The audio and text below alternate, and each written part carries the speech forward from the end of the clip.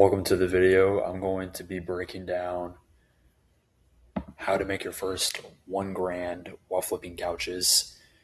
My name is Billy. I've built a couch flipping company out here in St. Louis, Missouri, in a small town a little bit outside of St. Louis, actually.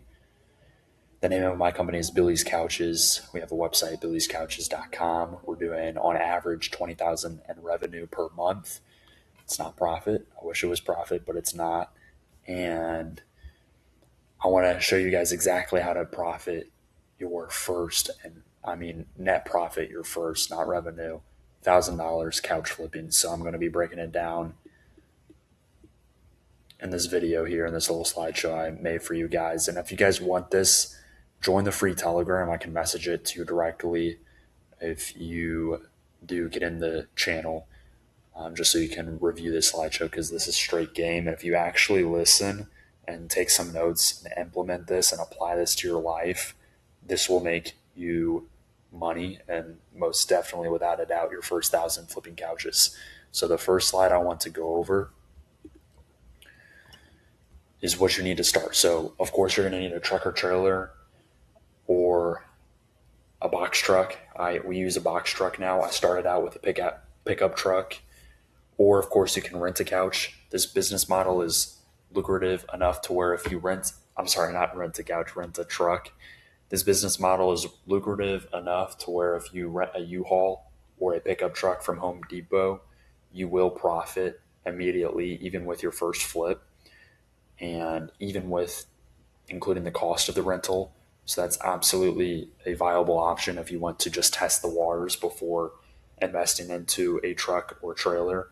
But if you have a truck or trailer and you're watching this video, pick up your first couch immediately. You have no excuses not to pick up your first couch.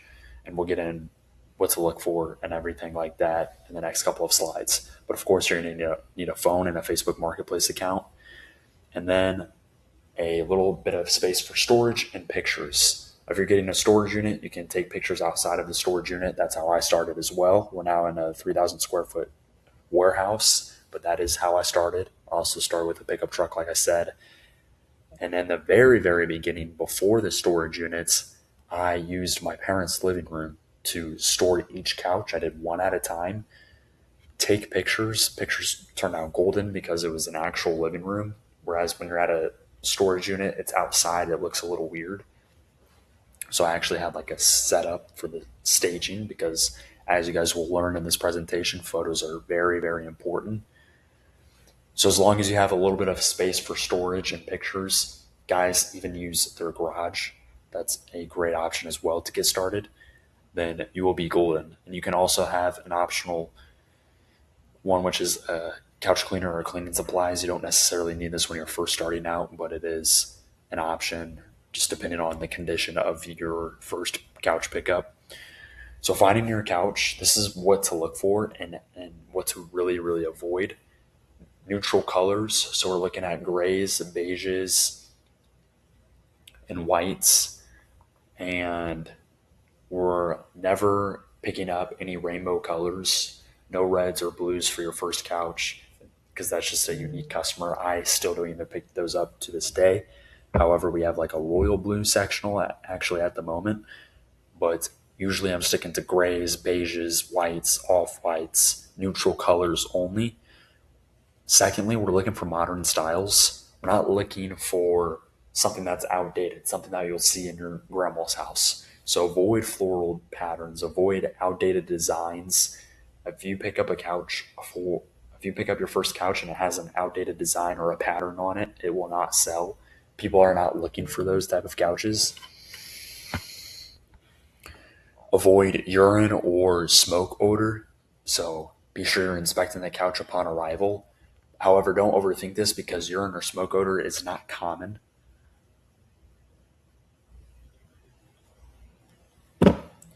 And avoid large rips, of course. If there's like an extremely large rip, you should not ever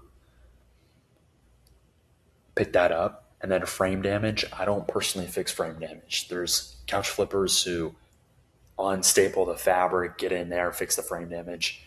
Don't do that. Okay? You're watching my video. I'm telling you not to do that. That's my personal advice because it takes up too much time. You're not selling this couch for a couple grand. If you were, then 100% do that. If it's like a Restoration Hardware, selling it for a couple grand, 100%. A lot of these couches, especially for the first time, only sell for like $500. We're looking for a couch that you can immediately turn over as soon as possible, and wasting time on fixing a frame damage is not going to do that for you. Another slideshow on finding your first couch. This is exactly the question that I ask to this day. These are the questions that you can copy and paste and completely steal from me that I ask on Facebook Marketplace, each and every seller I message. Also, a lot of people who are list their couch on Facebook Marketplace, they don't really care what they get for it a lot of the time. Of course, there's going to be stingy buyers every now and then, and I still get them to this day, to be honest with you. But sometimes the seller on Facebook Marketplace, one, they just need their couch gone. Two, they don't care that much, so they're willing to go down $100, or even if it's $50, that still helps. They're willing to do that. And them being very willing to do that, you should really take advantage of that, because them going down $50 to $100 for that particular flip, perceive it as they just gave you $50 to $100, because that's exactly what it is. Negotiating is very important, and I put here, it's best to do it in person, because over messages, here's exactly what they're going to do. They're going to see your lowball offer, and then once they see that, especially if you don't even have it marked pending yet, once they see that, they're going to move on to the next interested party, and they're going to be like, I'll get back to you. And then they're going to sell it to the other party, and then you're going to lose your deal. So it's best to say, hey, yeah, okay, I'm coming in person. Verify the imperfections. When you get there, say maybe there is a little bit of pet hair that they didn't even mention. Point it out. Be like, look, to be honest with you, I didn't see, or I didn't realize that there was going to be this amount of pet hair on the couch. Is there any chance you would take $100 instead of $200? Or I even like to just show up, sit on the couch, and seem just not satisfied with it, and then just say, would you take 100? I don't even like to talk bullshit. I just like to get straight to the point, kind of look at the couch, don't really look too happy with it, and then they will understand, oh, this guy doesn't really like it. Is my couch kind of like not in best condition, or he doesn't seem too satisfied. And then once you throw out that question, would you take 100 on it? 9 times out of 10, they'll say yes. So that's the second slideshow. And going back, I actually just touched base on this. If you're getting a flip, ask them to immediately mark it pending. So many deals have been lost in my career of couch flipping by not asking them and not doing this sooner, just because I didn't know. This is what happens in business. You fuck up so many times and you make so many mistakes without even knowing that you did that. That's why it's so important to watch YouTube videos like this and get in communities where you can learn stuff and learn from other people's mistakes, so that you can find out the things that you're fucking up on. And you might not even know that you're fucking up on so many different things. That's why it's so important to invest time into knowledge like you are watching this video, to pay for mentorship, to pay for coaching. I spent thousands of dollars on couch flipping coaching, and I'm so grateful I did that, because it helped me avoid making so many more mistakes than I had already made in the past. But anyways, ask the seller to mark pending immediately, especially if you know it's a good flip. Even if it's a small flip, even if it's a flip you're only going to make $200 on, get them to mark pending. That's $200. That's a $200 sale. Be aggressive and get them to mark pending. You have other flippers you're competing with. You have other flippers messaging that same seller, and they're responding quicker, and they might get the deal. If you don't pull out your phone and message the seller and say, hey, would you mind marking this pending? And then even a follow-up to that, or if they decline marking it pending, say, hey, I really want this. You won't sell it to anyone else, will you? Put pressure on them. Put pressure on them. Get them to say, no, I won't sell it to anyone else. I'll wait for you. But if you don't get it, I'm going to move on. Okay, I'll be there. So that is this slide. This is so important. Once I found this out, I've got so many more deals on Marketplace. Here's my pricing guide. A lot of beginners always ask this question, especially if you're in the no nonsense couch flipping group. They're always asking, what should I price this couch? What should I price this couch? I'm not sure why. I don't really get that question. If you're making a post in a community with a bunch of couch flippers, what should I price this couch is like the lowest value question you can ask. But anyways, here's my pricing guide, and take note of this because this is the guide. Like, I actually break it down with these 4 things. And one is condition and imperfections. What type of general condition it is it in? And also, does it have any imperfections? Okay, depending on how many imperfections, hey, guess what? The more imperfections, the lower you're probably going to get for it.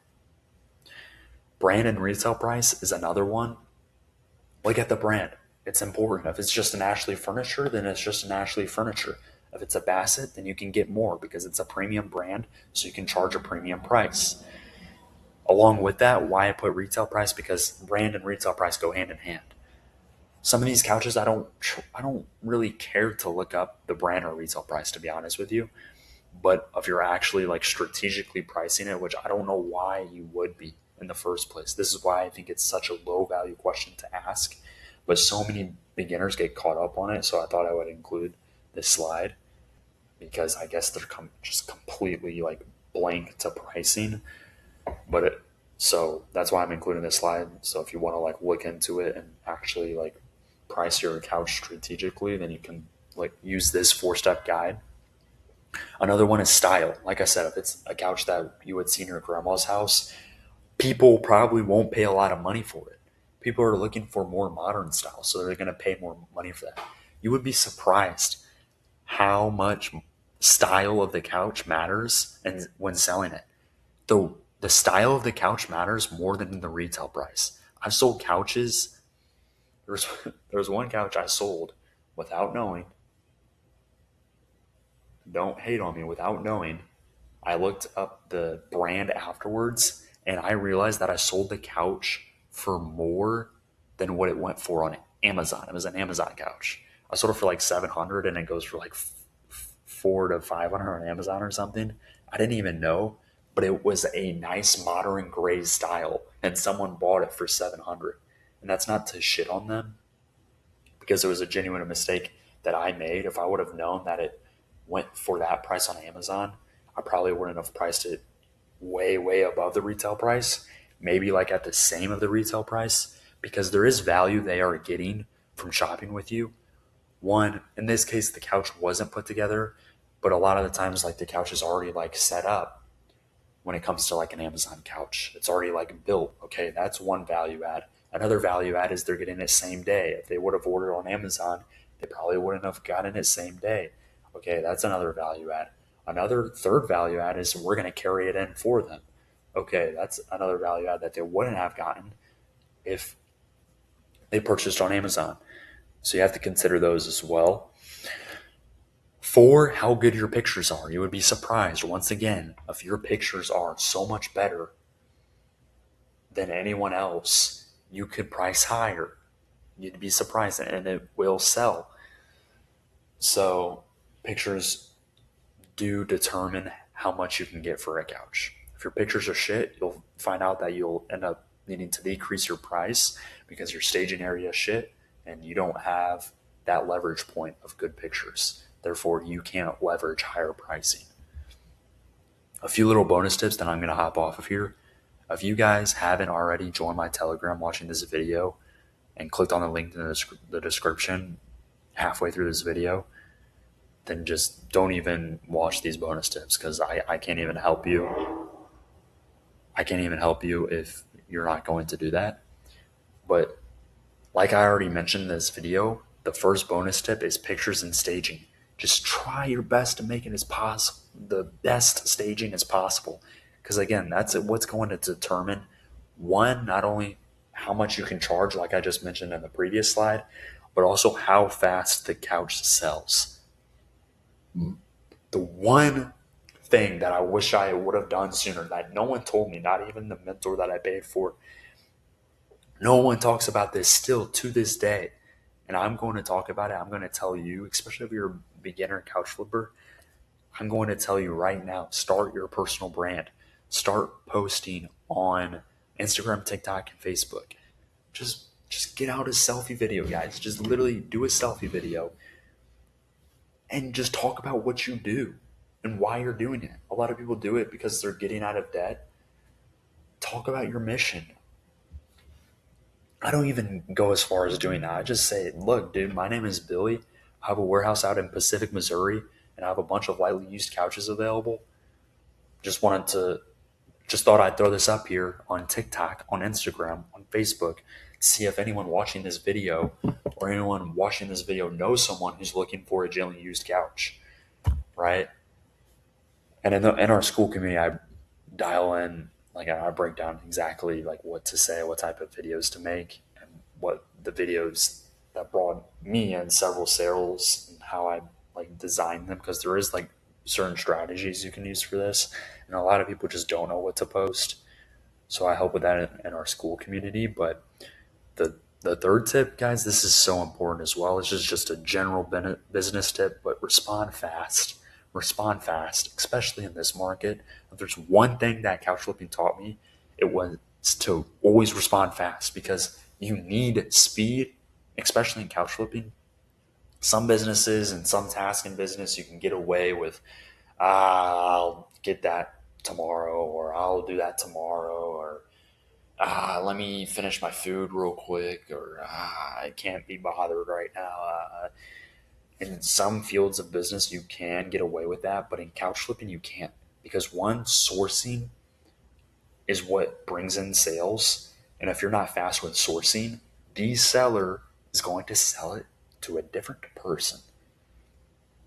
The fourth and final tip that I really have to hop off of here is charge for delivery.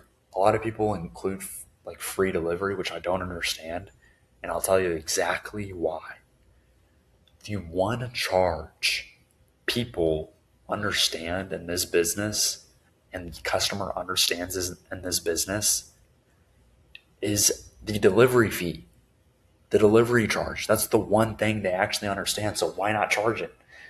The processing fee, the sales tax that my small business has to charge now, they're like, okay. I mean, they're still fine with it. They don't really like, I actually had like a couple people, sales tax, how can I get around that? Well, you can't get around it, so you're gonna have to pay it. But so I've had some pushback with that. But the delivery fee, I have never had one person push back with us for delivery. Okay, and we charge $150 in a lot of cases, and not one. They're like, oh, please let me add delivery, because one, I want the couch delivered to me. I don't want to have to pick it up, and two, you're gonna carry it in for me. Please let me pay the $150 as soon as possible. It's the one charge they understand. Free Telegram in the link in the description. If you want help, join it. If not, that's all right too. How do I end this video? All right, peace out, guys.